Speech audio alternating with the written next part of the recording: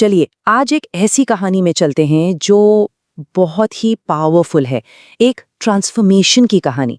ये कहानी है भोली नाम की एक लड़की की, एक ऐसा नाम जो उसकी पहचान बन गया था जब तक ये सब कुछ बदल नहीं गया। तो भोली की पूरी जर्नी ना इसी एक सवाल में सिमट जाती है। ये हमें सोचने पर मजबूर करती है कि कैसे एनकरेजमेंट और एजुकेशन का एक छोटा सा एक्ट किसी की दुनिया को पूरी तरह से बदल सकता है ना? तो शुरू करते हैं। हमारी कहानी शुरू होती है एक लड़की से जिसका नाम था सुलेखा। लेकिन दुनिया उसे इस नाम से जानती ही नहीं थी।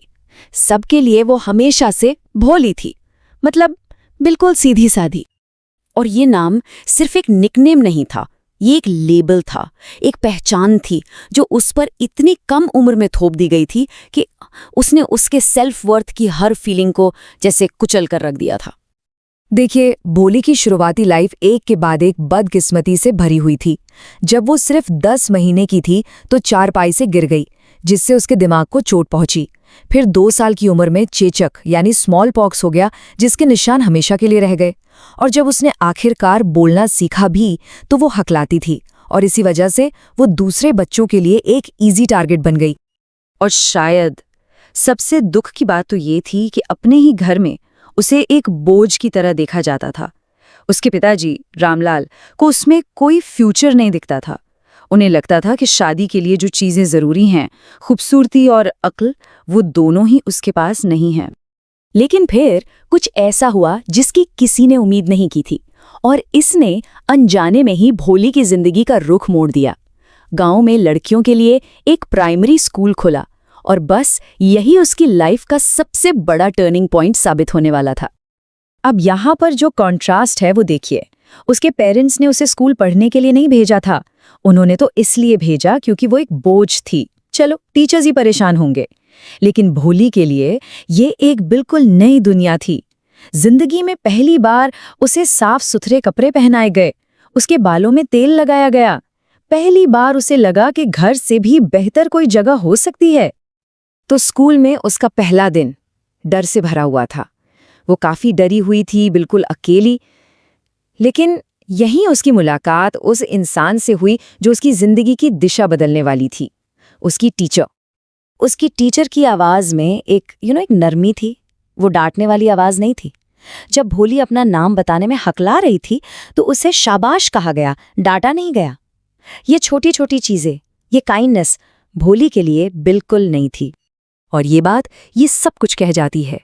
टीचर के ये शब्द सीधे भोली के दिल में उतर गए। लाइफ में पहली बार किसी ने उस पर विश्वास दिखाया था। ये एक प्रॉमिस था, एक प्रॉमिस कि वो बदल सकती है। तो टीचर ने उसे गोल दिया, एजुकेशन। उन्होंने कहा कि इसके साथ इज्जत आएगी और बिना हकलाए बोलने की हिम्मत भी।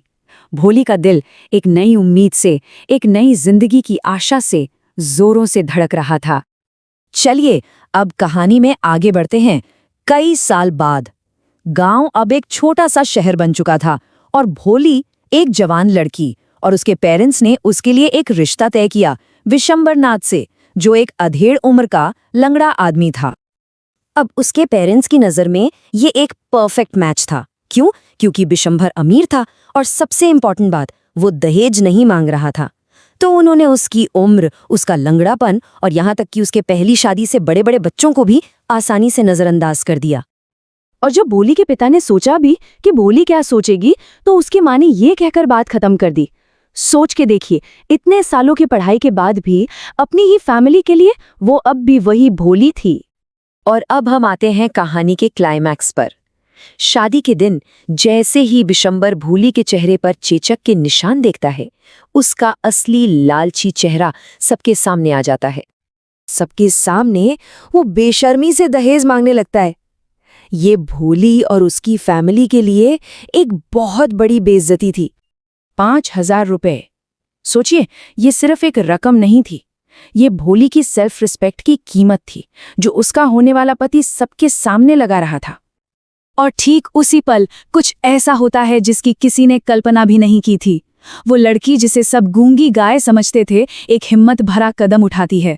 वो शादी की वरमाला सीधा आग में फेंक देती है। बिना हकलाएं, एकदम साफ तेज आवाज में भोली बोलती है। वो अपने पिताजी से कहती है कि पैसे वापस ले लें और शादी से साफ इनकार कर देती है। ये वो मोमेंट है जब भोली हमेशा के लिए खत्म हो जाती है और एक नई कॉन्फिडेंट औरत उसकी जगह ले लेती है। इस एक हिम्मत भरे काम के बाद सब कुछ बदल जाता है। ये भोली की कंप्लीट ट्रांसफॉर्मेशन का आखिरी चैप्टर है। गांव की एक औरत की ये फुसफुसाहट सोसाइटी के शौक को बिल्कुल साफ दिखाती है। उन्हें विश्वास ही नहीं हो रहा था कि जिस लड़की को वो हमेशा कमजोर और चुप समझते थे, वो ऐसी हिम्मत दिखा सकती है। और भोली बिना किसी हिचकिचाहट के उस औरत को जवाब देती है, अपनी आवाज और अपनी नई पहचान पर हक जताते हुए।